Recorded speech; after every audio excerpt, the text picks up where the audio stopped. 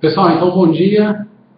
Meu nome é Denis França, eu sou professor de Direito Administrativo, dou aula lá na Universidade Federal de Juiz de Fora.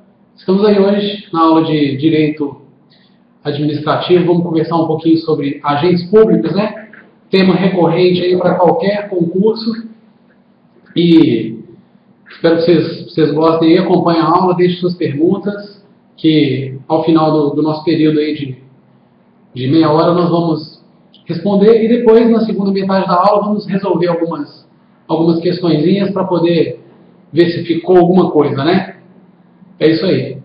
Pessoal, antes, vale a pena a gente conversar que esse assunto, agentes públicos, é um assunto que traz uma certa dificuldade porque não é um assunto que tem uma terminologia precisa na lei, né? Cada doutrinador traz a sua nomenclatura e isso leva a algumas divergências, mas mais ou menos nós temos uma posição segura para adotar em provas, né?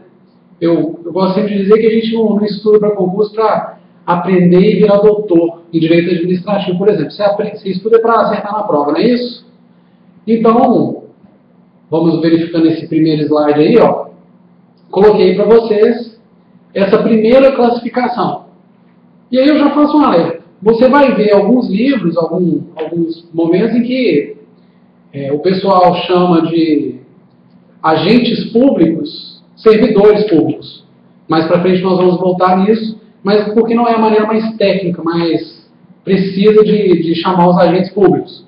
A vantagem da nomenclatura agentes públicos é ser uma nomenclatura ampla, e aí nós vamos colocar ali dentro dos agentes públicos todos aqueles particulares que agem aí em nome do Estado e desempenhando uma função do Estado. É claro que o Estado, né, ele é um ente, uma entidade que tem uma personalidade jurídica que é abstrata. E ele precisa colocar a sua maneira, ele precisa agir no dia a dia. Quando você anda na rua e fala assim, a prefeitura está ali fazendo uma obra, né? Não tem lá um bicho chamado prefeitura, né? Tem várias pessoas que estão desempenhando funções naquele sentido, sejam os servidores, sejam os particulares em colaboração.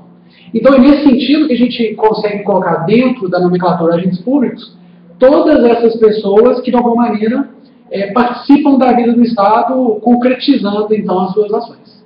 Não é isso? Muito bem, então espero que tenha ficado claro para vocês que agentes públicos é essa visão geral, né? E apesar de que alguns chamam os agentes públicos de servidores públicos, vamos olhar então dentro dos agentes públicos as principais categorias, né? Então coloquei para vocês nesse slide a classificação. E a primeira seria dos agentes políticos. Quem são os agentes políticos? Tem uma maneira muito boa de você identificar. Os agentes políticos, pessoal, eles não são servidores que cuidam de funções mais corriqueiras. São agentes cujas atribuições decorrem da própria Constituição Federal. É nisso que você vai pensar para não esquecer. Você sabe, você já viu, muitos de vocês provavelmente conhecem, já estudaram direito administrativo, já viram os agentes públicos, e a gente precisa fazer o quê no nosso estudo? Investir na fixação dos conceitos, porque a prova, o que ela vai fazer? Ela vai tentar te distrair, te confundir com o conceito. Então você precisa firmar dentro da sua cabeça alguma coisa, para além de meramente decorar um conceito que te ajude a perceber. E isso seria um agente político. Quem é um agente político, então? Poxa, é o presidente da República, é o ministro. Por quê? Eles são os caras que comandam o poder executivo. Mas a administração pública é só o poder executivo? Não. A administração pública também tem o poder legislativo, também tem o poder judiciário. Então, a maioria dos autores aceita que esses componentes desses poderes, que estão lá, vamos dizer assim, o top desses poderes, são também agentes políticos. Político, pessoal, claro, todo cargo eletivo, todo cargo que houve eleição, vai encaixar no conceito de agente político, seja qual for o poder, mas não só. Porque o político aqui ele tem um significado de ser, política é escolha. A escolha política de um povo é aquilo que o povo define para poder, numa prefeitura, você escolhe a escolha política que você faz, seus vereadores, do prefeito, vai definir a escolha do próprio povo. Então, o político aqui tem esse sentido. São aqueles que detêm a parcela de poder. São aqueles que falam efetivamente em nome do Estado. É por isso que a maioria dos autores aceita, dentro do conteúdo de agentes políticos, os membros da magistratura e do Ministério Público. Então, muito cuidado. Se você associar a ideia de agentes políticos àqueles que foram eleitos, a sua ideia vai ficar pobre. Porque vão faltar aí os membros da magistratura e os membros do Ministério Público para a maioria dos doutrinadores. Então, os agentes políticos vão ser essa categoria de servidores estatais, vamos chamar assim de maneira ampla, de agentes públicos, é a maneira mais técnica, mas que tem ali a sua atribuição decorrendo diretamente da própria Constituição. Depois nós temos a segunda categoria, como você vê no slide, que é a dos particulares em colaboração com o Estado. E quando você pensar nos particulares em colaboração, você vai pensar de uma maneira muito tranquila. Eles não têm aquele vínculo tão definitivo. Eles não exercem aquela função pública em nome do Estado. Eles são particulares. Eles exercem essa função de maneira particular, por conta deles. Mas, para o desempenho de uma função que interessa ao Estado. E aí o Eli Lopes Meireles, que é clássico doutrinador do direito administrativo, divide esses agentes em honoríficos, delegados e credenciados. Coloquei eles lá para a gente comentar muito rapidamente. Algumas provas ainda trazem essa classificação. E, na verdade, o mais importante não é a distinção entre eles. O mais importante é você perceber que esse cara, ele atua, ele vai ter uma vinculação, mas vamos a um exemplo. Um exemplo aí de agente honorífico seria o mesário numa eleição. Ele trabalha ali gratuitamente. Né? Quem aí já teve a excelente experiência de ser mesário numa eleição, sugiro que se você não teve ainda, tenha, porque é uma coisa você não deve morrer sem fazer. Ver como é que é a galera lá votando, né? Esse sujeito, ele está fazendo alguma coisa em nome dele? É em nome dele que ele abre a urna e recebe os votos? Não, ele está fazendo em nome do Estado. Mas ele tem um vínculo transitório, que às vezes vai durar um dia, né? E ele vai desempenhar aquele uso. Ele é um particular em colaboração. E outros exemplos que nós temos também aí, um exemplo que sempre é muito lembrado do agente credenciado, é um professor, pesquisador que representará o Brasil, por exemplo, num organismo internacional, numa certa convenção. Seria um exemplo de agente que foi credenciado pelo governo para, então, desempenhar essa função em nome do governo numa determinada situação. E os delegados são, muitas vezes, aqueles que recebem a delegação para desempenhar até um serviço público. O melhor exemplo, talvez, seja o dos tabeliães, aqueles que têm aí o desempenho dos cartórios, né? Eles são particulares, eles fazem em nome próprio, eles são responsáveis pelo próprio serviço, mas o serviço, em verdade, é de interesse público e é delegado pelo Estado. O Estado optou delegar esse serviço para esses particulares e eles desempenharão, então, dessa maneira. Muito bem, e aí quando a gente chega nessa terceira categoria, a gente chega na categoria que realmente interessa ao direito administrativo. Não que os outros não interessem, mas os agentes políticos, você vai estudar as suas regras mais no direito constitucional. Né? Como funciona a investidura, etc. O seu regime, as particularidades dessa vinculação. Os particulares em colaboração também vão ter uma legislação própria, muitas vezes dentro do direito administrativo. E os agentes administrativos, que a gente pode usar como sinônimo aí, os servidores estatais, sim. Esses vão ser o cerne aqui do direito administrativo, e dentro aqui também a gente ainda vai fazer um desdobramento na classificação, como talvez vocês já tenham visto aí no slide, e mais especificamente vamos ficar de olho nos servidores públicos. Vamos lá? Então vamos especificar aí agora os agentes administrativos ou servidores estatais. Então tá aí, uma boa maneira de se dividir essa categoria é nessas três que estão aí para vocês. O primeiro seria o temporário. Talvez algum de vocês se lembre que lá na Constituição, a Constituição diz assim: é possível contratar determinadas pessoas por excepcional interesse público, né, por meio de, não necessariamente concurso público, pode ser feito por um simples processo seletivo, para o desempenho de uma tarefa que justifique essa temporariedade. Esses são os que a gente chama de temporários. E a gente tem que ter muito cuidado com eles para não confundir os alhos com os bugalhos. Então veja só, um exemplo ótimo de temporários são os recenseadores que o IBGE contrata durante o censo. Já pensou? O IBGE faz o censo de 10 em 10 anos.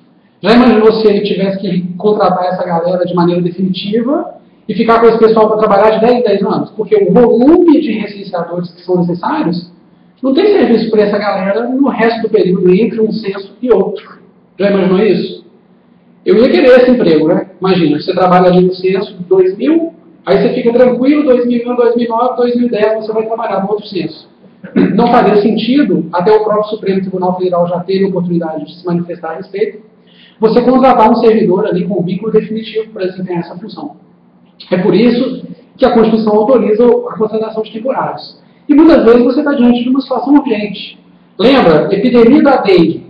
De repente você precisa de 200 mil fiscais ali de saúde, agentes, né, sanitários, que vão percorrer as casas. Mas se passar da epidemia, você não vai precisar dessa galera. Além do mais, você também não pode fazer aquele concurso público tão complexo que você precisa recrutar esse pessoal de uma maneira mais rápida, porque é uma situação urgente. Então é possível a contratação de temporário. As universidades federais também contratam, existe uma lei federal que regulamenta essa contratação, e ela já começa com um prazo para acabar. Seja o final do evento que justificou, seja um prazo pré-determinado, mas não é um vínculo definitivo. Ele tem um regulamento próprio. O pessoal que é contratado como temporário não assina carteira de trabalho. Mas eles também não são servidores públicos estáveis. Eles têm um regime estatutário, cujas regras estão previstas em lei, mas o regime previdenciário desse pessoal é o regime previdenciário do INSS, como se fosse um servidor, como se fosse um empregado com carteira assinada. Então é importante você ficar de olho nessa distinção. Os empregados públicos, seguindo aí com a nossa classificação, são aqueles que trabalham em entidades da administração pública, ou até em alguns casos na própria administração direta, mas tendo um vínculo trabalhista.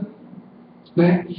O caso clássico melhor para você lembrar na hora da prova, você precisa, né, concentrar em alguma coisa ali e afastar da sua cabeça as pegadinhas que o Sérgio Malandro colocou para você lá na questão. Né? Porque o Sérgio Malandro faz parte das bancas que fazem questão, com certeza, e deixa a pegadinha para você. O que você vai pensar no empregado público? Você vai pensar na Caixa Econômica Federal, você vai pensar no Banco do Brasil. Para trabalhar na Caixa Econômica Federal, no Banco do Brasil, tem que fazer concurso? Sem dúvida. Ali há o predomínio do interesse estatal, o predomínio do capital estatal, não pode trabalhar lá qualquer pessoa sem que seja respeitado o princípio da isonomia, por exemplo, da igualdade. Mas o regime dessas empresas, como são empresas estatais, é um regime de direito privado. Elas contratam pelo regime da CLT. A gente vai chamar essa galera de empregados públicos, é a maneira mais técnica e precisa. Ou seletistas, coloquei entre aspas, que isso é um apelido, né, que a galera dá para quem trabalha pela CLT. E da mesma maneira, vale que a gente destacar isso, que as provas têm verdadeiro tesão de cobrar isso nos concursos, então você tem que saber, né? A Constituição Federal foi emendada em 1998, permitindo que a própria administração direta passasse a contratar pelo regime da CLT. Na época, pela redação que foi dada à Constituição, seria permitido que a administração contratasse ao mesmo tempo pelo regime estatutário e pelo regime CLT. Já pensou? Você teria servidores ali dentro, por exemplo, do governo federal, alguns com regime CLT, eles tentaram fazer isso com as autarquias, e outros com regime estatutário, por exemplo, os servidores do judiciário. Mas o Supremo Tribunal Federal declarou aí em medida cautelar, essa emenda constitucional, ela foi suspensa a sua eficácia. Então, por enquanto, é possível que uma prefeitura contrate os seus servidores por CLT e tenha empregados públicos lá? Até é. Mas se isso acontecer, a prefeitura não vai poder ter a dualidade de regimes. E desde que o Supremo deu essa decisão, quem estava lá como estatutário tem que continuar estatutário e CLT idem. Então, nós temos essa categoria aí, e esse dispositivo constitucional muitas vezes é abordado por causa desse seriam que se estabeleceu. E aí, enfim, né, você está vendo aí servidores públicos ou estatutários. Esses vão ser aquela categoria-chave que você não tem dificuldade nenhuma em reconhecer que são servidores públicos. É o que a gente chama de servidores públicos em sentido restrito, coloquei embaixo para você distinguir. A diferença que existe entre servidor público em sentido restrito e em sentido amplo. Quem que são esses caras? São os caras cujo regime de trabalho não está na CLT. Não vai ter carteira de trabalho assinada e um contrato de trabalho dizendo cláusulas, aquele contrato normal. Porque esse pessoal, eles não estão sujeitos às regras da CLT. E por quê, gente? Muita gente acha assim, a vida boa de servidor público é sujeito à instabilidade, não pode ser mandado embora. Bom, não é bem assim. ele pode sim ter o seu vínculo extinto. Mas você já parou para pensar? Uma empresa, você vai trabalhar na padaria. Essa padaria amanhã não pode fechar por qualquer razão? Sei lá, o trigo ficou muito caro, não está valendo a pena vender pão. A padaria vai fechar. Mas você já parou para pensar que o serviço público não vai fechar, né? O serviço público, ele tende a continuar. Então não teria sentido você mandar um servidor embora desde que ele seja suficiente para desempenhar aquela função. Essa é a fundamentação da tão propalada estabilidade, que é algo que muitos de nós estamos aí atrás. Né? Sim, acredito que alguns de vocês estão sentados aí, ou em pé, não sei, né? Você está em casa, você pode estar em pé, fazer outra coisa, você pode estar...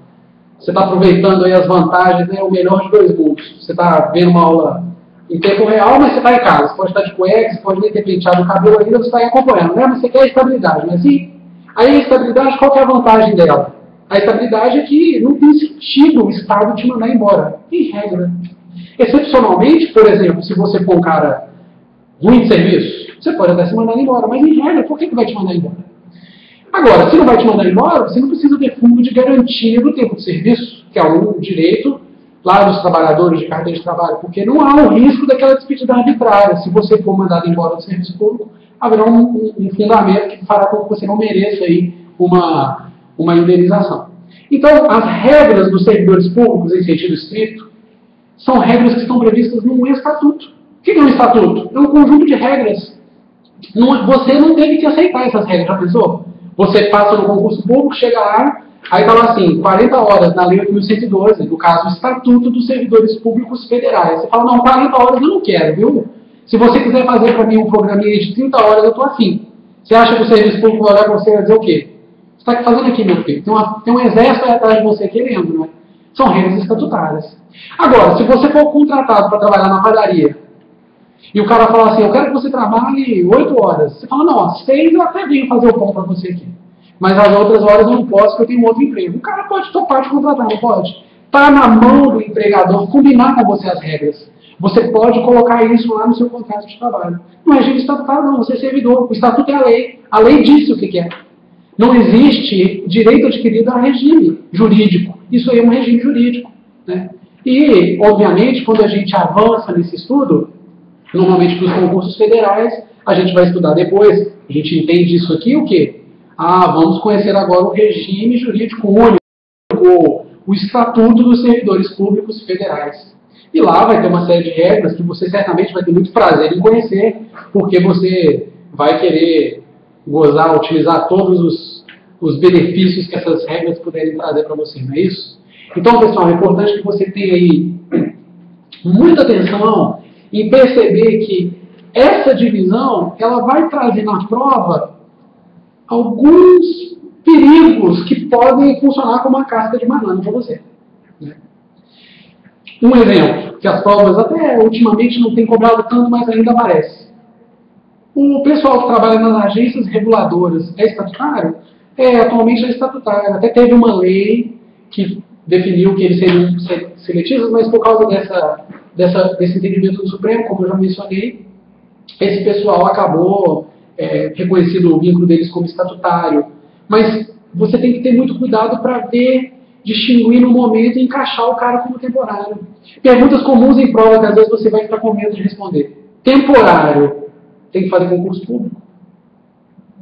A regra lá da Constituição que autoriza a contratação de funcionários, de pessoal temporário, vamos utilizar assim, passa por cima do concurso público?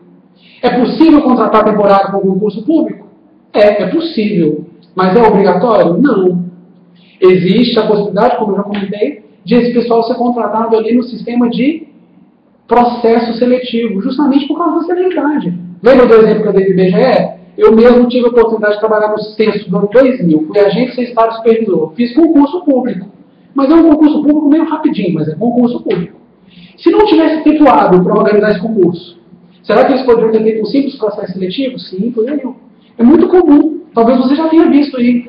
O Ministério da Saúde abriu um processo seletivo para contratar este tipo de pessoal. Prefeituras fazem muito isso. Porque é por um período ali. E, pessoal, o cuidado que você tem que ter em qualquer prova de concurso E aí a importância de você ter o conceito muito bem fundamentado na sua cabeça. É o seguinte, A banca não está ali para te enganar. E às vezes você conhece experiências do dia a dia que não foram feitas de acordo com a lei, com a Constituição. É muito comum, principalmente estados e municípios, porque a União tem uma fiscalização maior, mas ela também pisa na bola, né? Mas é muito comum que estados e municípios burlem as regras constitucionais. O que ele faz? Bom, eu estou precisando contratar um pessoal para, vamos dar um exemplo, fiscalizar o estacionamento rotativo aqui na cidade. Pô, vou contratar esse pessoal temporário, porque aí eu posso fazer processo seletivo, isso me ajuda a direcionar para eu colocar em meus futuros cabos eleitorais, né? Além disso, eu vou, além de dar essa direcionada, eu não preciso ter um comprometimento do orçamento, porque eu vou contratar eles por um período determinado. Aí eu vou lá na prefeitura e edito uma lei criando esses cargos, olha para você ver, hein? E, na verdade, o fato de você ver a prefeitura fazendo isso, o fato de você ver um governo estadual fazendo isso, não quer dizer que isso é legítimo, não quer dizer que isso é constitucional. Então, o que a prova quer de você é a regra. Você tem que ter o discernimento para uma compreensão do que a Constituição trouxe, uma compreensão do que a doutrina traz, de um lado, e de outro lado, aquilo que está de acordo com essas regras e aquilo que não está. A Caixa Econômica, hoje, ela ainda vive uma situação de burla à regra do concurso público. Digo isso para vocês com tranquilidade, porque o próprio Ministério Público do Trabalho tem lutado aí em volta disso. Porque eles pegam aquele pessoal que trabalha lá na retaguarda, fazendo a compensação bancária, e terceirizam. Será que pode terceirizar aquele pessoal? Entende-se que não. Mas eles fazem isso na marra. Contratam empresas que vão colocar esse pessoal lá. Por quê? Porque fica mais barato, né? Pensa bem.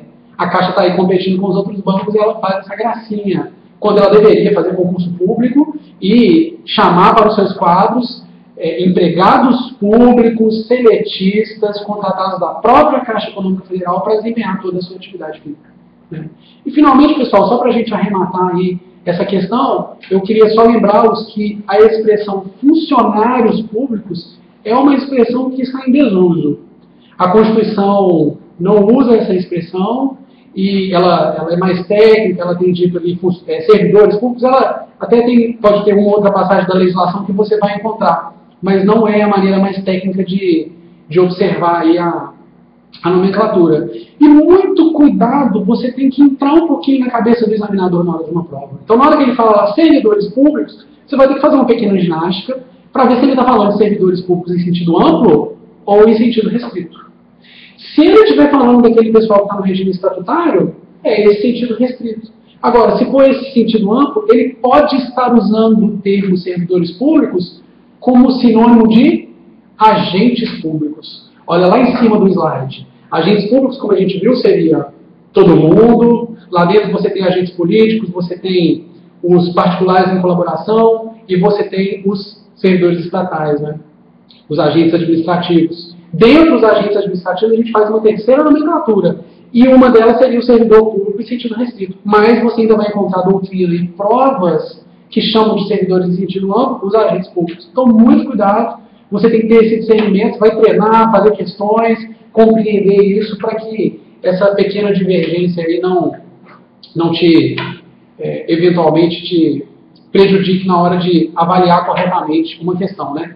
Eu coloquei ainda aí no slide uma lembrança dos cargos de livre nomeação e exoneração, que são chamados também de demissíveis ad nutum, ou seja, sem justificação. São cargos, pessoal, que, veja bem, o fato de a administração ter que respeitar a legalidade e a isonomia, trazendo para os seus quadros as pessoas selecionadas por concurso público, não impede, ou melhor, não elimina a necessidade de que a administração precise ter em seus quadros pessoas qualificadas para certas posições estratégicas que vão ser contratadas e poderão ser mandadas embora também sem maiores problemas. São os cargos de livre nomeação e exoneração. Vamos dar uma lidinha aí no artigo 37 da Constituição, inciso 5. Olha o que fala lá. As funções de confiança exercidas exclusivamente por servidores ocupantes de cargo efetivo. Então, funções de confiança, servidores de cargo efetivo. E os cargos em comissão, a serem preenchidos por servidores de carreira, nos casos, condições e percentuais mínimos previstos em lei, destinam-se apenas às atribuições de direção, chefia e assessoramento. O que significa isso? Vamos lá rapidamente.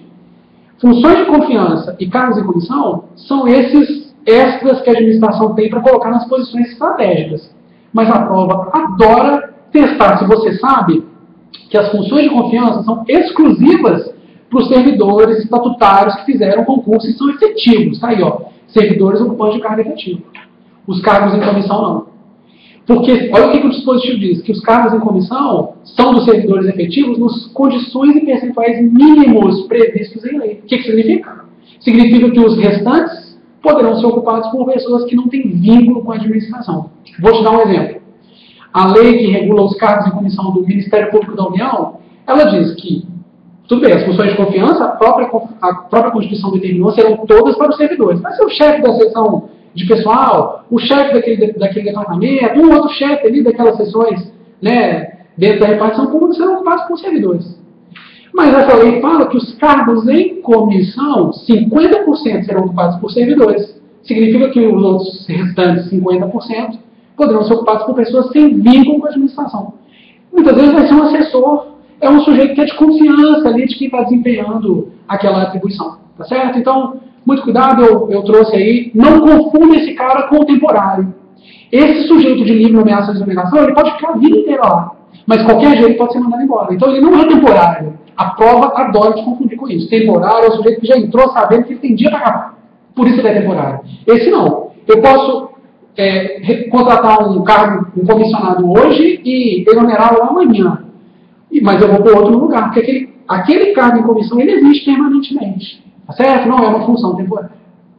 Beleza? O próximo slide já é o dos exercícios. Já vamos passar então para as perguntas, né? Eu vou entrar aqui para ver se vocês deixaram alguma pergunta. Vamos lá, vamos ver. Tá aí o Rodrigo perguntou o que vem a ser as carreiras ou funções de Estado, né? O Rodrigo Santos deixou a pergunta aí. Um abraço para o Rodrigo. Rodrigo, essas funções de Estado, essa nomenclatura está associada justamente àquela ideia que nós vimos dos agentes políticos. Porque o Estado, e principalmente algumas partes do direito administrativo, mais do que outras, essa é uma delas, está muito associado ao direito constitucional de você compreender o que é a função de governo e o que é a função administrativa. A função de governo são essas escolhas. Os caras que têm a parcela de poder, os caras que ocupam essas escolhas são lá os agentes políticos. Agora, essas funções de Estado, elas são aquelas funções imprescindíveis. Então é um conceito um pouquinho mais amplo, mas em alguma medida coincide com o conceito. Os agentes políticos exercem funções de Estado? Sim, todos exercem. Agora, todas as carreiras que se organizam, que exercem função de Estado, essas carreiras, elas são ocupadas por agentes políticos? Não. Então, eu vou te dar um exemplo. Os fiscais tributários, eles exercem uma função de Estado. Sabe por quê? Porque se o Estado não arrecadar o dinheiro com os tributos, ele não vai ter como se manter de pé para poder exercer as suas atribuições, que são inúmeras, infinitas, né? Então, eles têm função de Estado. Normalmente, essas funções de Estado, isso aí é um conceito doutrinário, esses agentes eles teriam algumas prerrogativas, mas não é nada demais. O importante é você ter em mente isso, que essas funções de Estado, elas são funções que não podem acabar. Não tem como você imaginar um Estado sem fiscalização tributária. Agora, será que tem como você imaginar, sei lá, um tribunal que determinadas funções ali deixem de existir ou sejam terceirizadas? Eventualmente até possível. Claro que não a função de julgar, não a função do juiz, do magistrado. Claro que não a função do Ministério Público lá com o Ministério Público, lógico. Mas algumas coisas ali não são aquele miolo, aquele cerne, aquele centro, o núcleo duro do Estado, que é o que ele tem para fazer. Entendido? Espero que você tenha entendido aí. Se não tiver entendido, pode mandar, no final do slide tem um e-mail lá, pode mandar, o pessoal me encaminha e eu te atendo aí depois. Beleza? Pessoal, acho que a gente pode dar aí 2 minutinhos então de intervalo. Só tivemos aí a pergunta do Rodrigo. E chegou uma pergunta agora do Felipe aqui. Vamos lá, rapidinho dá tempo, hein? A gente vai fazer uma pausa rápida e depois a gente volta para resolver as questões. O Felipe perguntou o seguinte, ó. Quais as implicações na mudança do regime jurídico seletista para estatutário? Eu não sei se você perguntou aí, Felipe, no sentido assim, vamos dizer, se uma prefeitura resolve mudar de seletista para estatutário, seria isso? Eu vou te responder como se fosse isso, se não for, depois você me esclarece aí, a gente torna a conversar. Às vezes até na hora das questões dá tempo. É uma escolha política também. Você veja que para a União não tem nenhuma dificuldade dificuldade de ter esse regime próprio, de ter seu próprio estatuto, porque ela é muito grande. Ela tem previdência própria, ela tem regras próprias, ela tem lei e tal. Mas imagina um município com 5 mil habitantes. Às vezes, para esse município manter um regime jurídico próprio para os seus servidores, ele vai ter que colocar tanta gente nisso que vai ficar inviável para ele. Então é muito comum que você veja municípios menores adotando o regime da CLT, porque isso daria ali uma maior... É como se estivesse terceirizando, porque a previdência será a previdência do regime geral, que é do INSS. Apesar do cara trabalhar para a prefeitura, ele vai ter carteira assinada, o regime está todo definido ali na CLT, etc. Então, mais ou menos isso. Mas vale a gente destacar que a mudança que foi feita na Constituição foi feita naquele contexto da reforma administrativa do Estado, em que o objetivo, lá o IDOS de 98, era, no entendimento daqueles que fizeram essas mudanças, tornar o Estado mais célere. Então, se o Estado quisesse mandar embora mais rápido, o Estado ia deixar de fazer os serviços públicos, ia mudar as agências reguladoras e ia fazer isso direto. Então havia o entendimento de que seria bom para o Estado, mas isso já ficou meio fora de moda. Então não é mais tão comum você ver essa passagem. Normalmente, ou é o regime estatutário, ou é o regime seletista, mas em tese seria mais simples para um ente político, para um município, um Estado, etc., tomar conta do seletista, e isso será adequado para quando é um município pequeno. Os municípios maiores, os estados e a União não costumam ter nenhuma dificuldade, não.